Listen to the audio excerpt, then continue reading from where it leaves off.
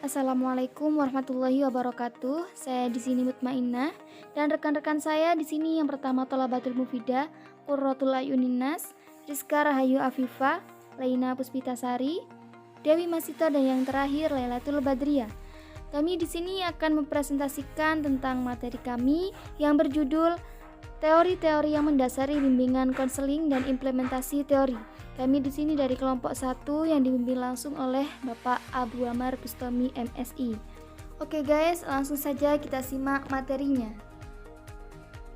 Teori-teori dalam bimbingan konseling.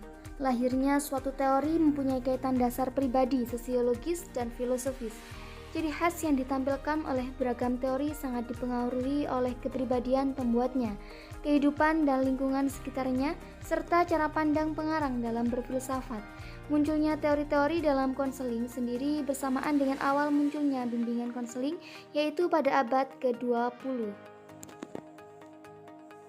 Teori-teori bimbingan konseling terbagi menjadi 4. Yang pertama psikoanalisis, yang kedua humanistik, yang ketiga kognitif, dan yang keempat behavioral. Yang pertama, teori psikoanalisis. Psikoanalisis merupakan metode penyembuhan yang lebih bersifat psikologi dengan cara-cara fisik. Tokoh utama dan pendiri psikoanalisis, Sigmund Freud, sebagai orang yang mengemukakan konsep ketidaksadaran dalam kepribadian. Konsep-konsep psikoanalisis banyak memberi pengaruh terhadap perkembangan konseling.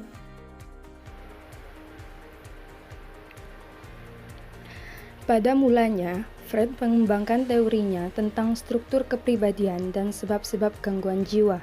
Konsep Freud yang anti-rasionalisme sebagai menekankan motivasi tidak sadar, konflik, dan simbiolisme sebagai konsep primer. Menurut Freud, kepribadian terdiri dari 3 sistem, yaitu ide, ego, dan superego. Lalu, psikoanalisis membedakan 2 macam gejala gangguan jiwa, yaitu yang pertama, psikoneuros yang disebabkan oleh kegagalan ego untuk mengontrol dorongan ID karena ego tidak berhasil memperoleh kesepakatan. Psikoneuros dikelompokkan menjadi 3, yaitu histeri, psikasthenia, reaksi kecemasan. Lalu yang kedua yaitu psikos, dikelompokkan menjadi 2 macam, yaitu psikos fungsional dan psikos organik. Proses konseling. Satu karakteristik konseling psikoanalisis adalah bahwa terapi atau analisis bersikap anonim atau tidak dikenal dan bertindak dengan sangat sedikit menunjukkan pengalaman dan perasaannya, sehingga dengan demikian klien akan memantulkan perasaannya pada konselor. Selama terapi, klien maju melalui tahapan-tahapan tertentu, yaitu yang pertama, pengembangan suatu hubungan dengan analisis, mengalami krisis penyembuhan, mendapatkan tilikan terhadap pengalaman masa lampau yang tidak disadari. Yang kedua yaitu pengembangan resistensi untuk lebih memahami diri sendiri. Yang ketiga, pengembangan hubungan transparansi dengan konselor. Yang keempat, bekerja dengan hal-hal yang resistensi dan tertutup dan mengakhiri terapi. Yang selanjutnya yaitu teknik-teknik terapi. Di sini teknik-teknik terapi ada 5. Yang pertama asosiasi bebas, yang kedua interpretasi, yang ketiga analisis mimpi, yang keempat analisis dan interpretasi resistensi, dan yang terakhir yang kelima analisis dan interpretasi transferensi. Implementasi teori psikoanalisis. Psikoanalisis memfokuskan pada perilaku ketidaksadaran. Bolos merupakan salah satu bentuk perilaku yang tidak disadari oleh siswa. Siswa yang bolos dipandang dari struktur kepribadian psikoanalisa terjadi karena adanya konflik antara ID, ego, dan superego. ID di sini bersifat tidak sadar dan selalu memuaskan naluriah berdasarkan asas kesenangan. Sedangkan superego mendorong pada nilai-nilai ideal di masyarakat yang diajarkan oleh orang tua yang ideal dan menghalangi impuls ID. Jadi tujuan konseling psikoanalisis dalam kasus bolos ini yaitu menyadarkan siswa bahwa bolos tersebut tidak baik. Yang kedua, teori humanistik. Pendekatan atau teori eksistensian humanistik menyajikan suatu landasan filosofis bagi orang yang berhubungan dengan sesama yang menjadi ciri khasnya, kebutuhan yang unik dan menjadi tujuan konselingnya, dan yang melalui implikasi-implikasi bagi usaha membantu dalam menghadapi pertanyaan-pertanyaan dasar yang menyangkut keberadaan manusia.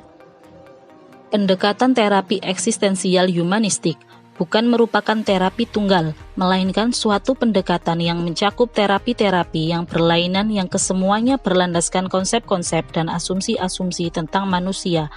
Konsep-konsep utama pendekatan eksistensial yang membentuk landasan bagi praktek konseling yaitu 1.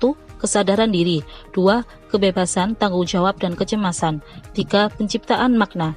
Tahap konseling humanistik 1. Konselor membantu konseli dalam mengidentifikasi dan mengklarifikasi asumsi mereka tentang dunia. 2. Konseli didorong semangatnya untuk lebih dalam lagi meneliti sumber dan otoritas dari sistem nilai mereka. 3. Konseling eksistensial berfokus pada menolong konseli untuk bisa melaksanakan apa yang telah mereka pelajari tentang diri mereka sendiri. Implementasi teori humanistik.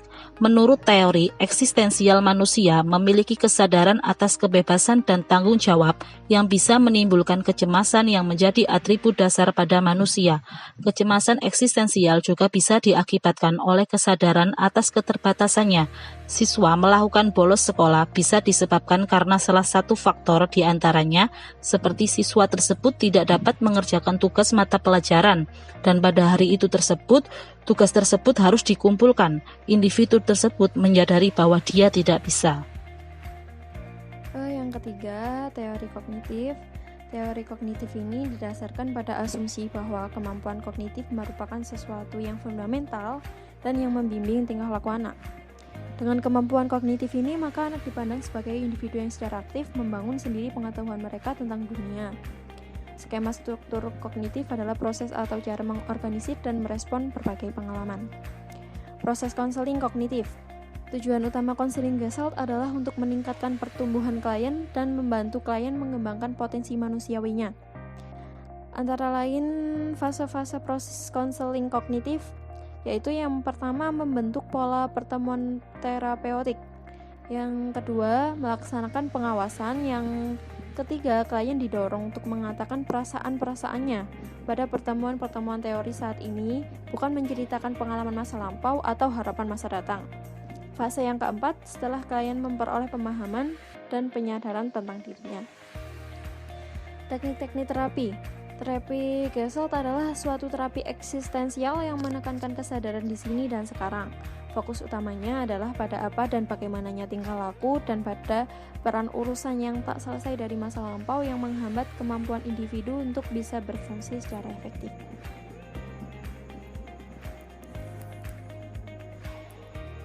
Yang selanjutnya adalah ciri-ciri spesifik teori Gestalt.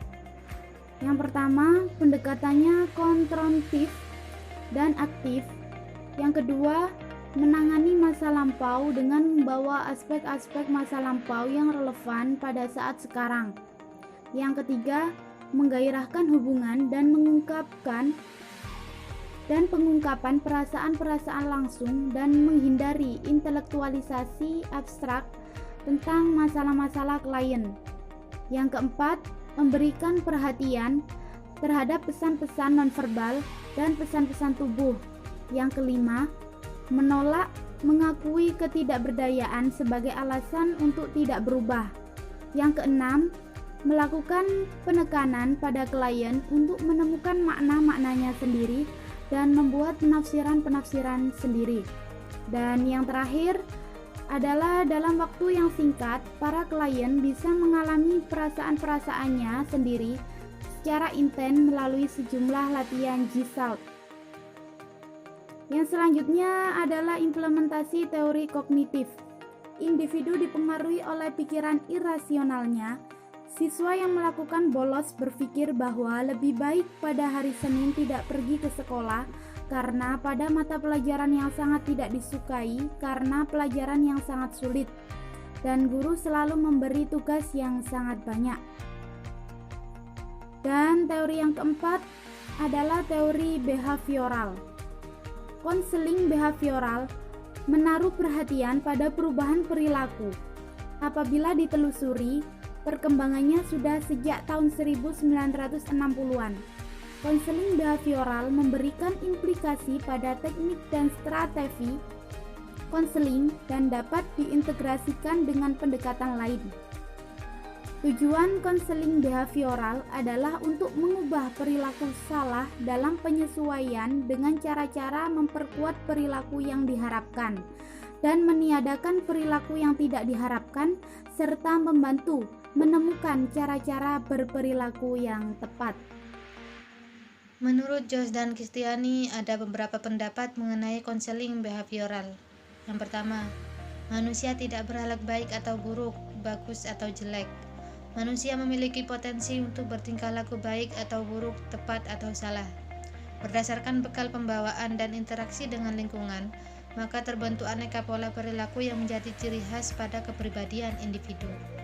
Yang kedua, manusia mampu untuk berefleksi atas tingkah lakunya sendiri, memahami apa yang dilakukannya, dan mengatur serta mengontrol perilakunya sendiri. Yang ketiga, manusia mampu untuk memperoleh dan membentuk sendiri suatu pola tingkah laku yang baru melalui suatu proses belajar. Bila pola yang lama dibentuk melalui belajar, maka pola tersebut dapat diganti melalui usaha belajar yang baru. Yang keempat, manusia dapat mempengaruhi perilaku orang lain dan dirinya pun dapat dipengaruhi oleh perilaku orang lain. Krumboldt dan Thoresen menempatkan prosedur belajar dalam 4 kategori, yaitu sebagai berikut. Yang pertama, belajar operan atau operant learning, dan yang kedua, belajar mencontoh atau imitative learning, dan yang ketiga yaitu belajar kognitif atau cognitive learning, yang keempat yaitu belajar emosi atau emotional learning. Implementasi teori behavioral. Siswa yang melakukan bolos bisa dilatar belakangi oleh faktor lingkungan, misalnya saja teman sebaya. Contohnya, individu yang diajak temannya untuk menonton di bioskop dan bolos sekolah karena ada film kesukaan individu tersebut. Individu tersebut memberikan sedikit kontrol kepada ajakan temannya tersebut, tetapi ajakan teman individu sangat mempengaruhi sehingga menjadi pertimbangan untuk mengambil keputusan. Baik, terima kasih sudah menonton video kami dari awal hingga akhir. Mungkin hanya ini presentasi yang dapat kelompok kami sampaikan. Kurang lebihnya kami mohon maaf yang sebesar-besarnya. Semoga video kali ini bisa bermanfaat untuk kita semua. Kami akhiri, wassalamualaikum warahmatullahi wabarakatuh.